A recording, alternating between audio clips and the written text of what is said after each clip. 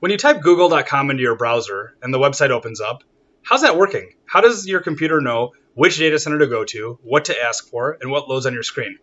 So this all starts with a domain name, google.com. And in your case, it may be yourcompany.com, whatever it is. That has to be registered somewhere so that the internet can be told, hey, this domain even exists, for example. Then when your client sends you an email to that domain or wants to go to your website, something else called a domain name server has to have a record to say, hey, for email, push it this way, or for a website, look at one of these data centers. All of those things are a DNS zone file that has to be managed properly.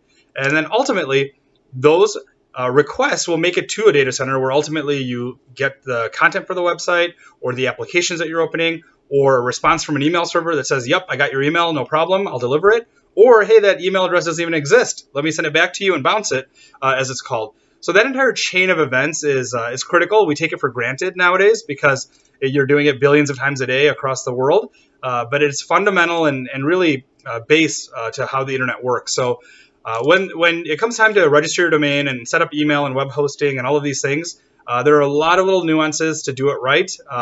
Whether it's something for just as simple as making sure your website's available through a tax or geographically faster loading in China versus the US, or if it comes down to email and spam filtering. That's also done at a DNS level so that when you get thousands of inbound emails and 98% of them are garbage, you only want to see the 2% that are actually delivered well. So that happens at a lot of different levels. One of those levels is the DNS level. So it goes to a spam filtering provider before it hits your mail server, and ultimately you have a cleaner inbox. So these sort of business solutions are critical to having business flow well for you. And these are the things that should be considered and done properly at the time it's set up, because it can pay dividends over time.